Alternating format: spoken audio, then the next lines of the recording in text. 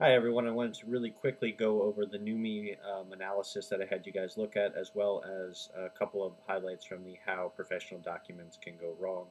And as far as the Nummi analysis goes, I wanted you to think about, and I hope that helped you think about, how the environment and how the context really affects what people do and what they say. And what they do and what people say are often directly attributable to what is going on in a certain environment. It's how relationships work, basically, how management relates to workers, how workers relate to management, whether there's a team atmosphere, so on and so forth.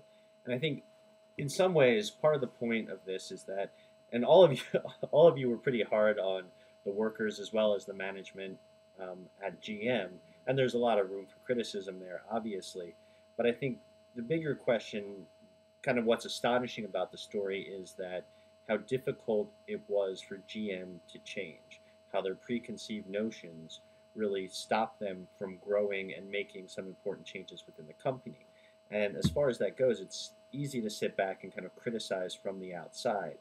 But the point is, when you're on the inside of a culture, when you're on the inside of a system like that, you don't see other things as viable options. It's often difficult to see how something can be different and work differently and better the ultimate goal. And the ultimate goal is, well, first, to turn a profit, and second, to put out a good product. That's what GM wanted to do. They wanted to increase the quality of their products. And they had a way to do that, but the culture really got in the way, and it also really blocked up communication. The managers who went to Nummi, who went to Japan rather, and saw and learned the system, came back and tried to implement it, and they couldn't, because they tried to communicate to these people, the senior executives in GM, and they just couldn't get them to understand why the system was good, why it worked, and a lot of the reason why that communication failed were cultural reasons. And when you're on the inside of a culture, it's difficult to see. So the question becomes, well, how do you gain perspective?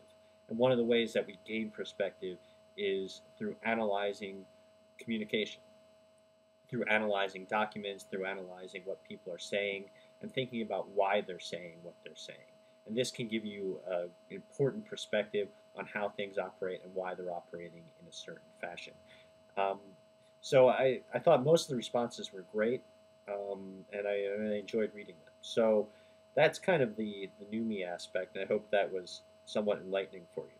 So as far as how professional documents go wrong, there were there were two parts to that. Well, there were two things I wanted to cover. Both of them had to do with the technical documents portion.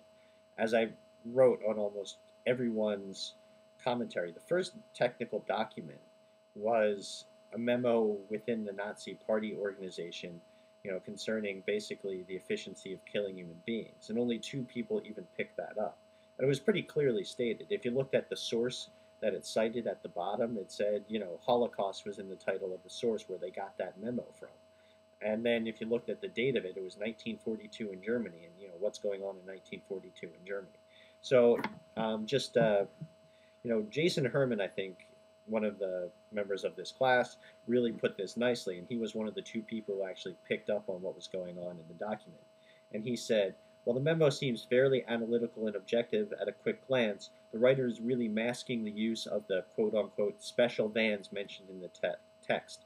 These vehicles were being used to transport human victims, and the writer attempts to circumvent any ethical questions or criticism by removing basic details or evidence as to why these changes need to be made. The content, in some sense, appears to be so straightforward that it completely disconnects it from the offensive, unethical behavior taking place. And that offensive, unethical behavior is, killing human beings. And what he's talking about is how to kill more human beings more efficiently. And it's a pretty horrific thing.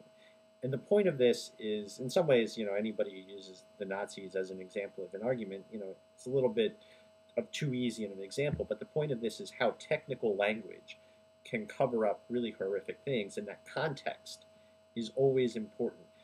Things occur, actions, events occur within a context, and you need to always consider that context when writing. And so this writer completely, of this memo completely obviates that context, and he does so by, just pretending, by using terms like special vans, I guess.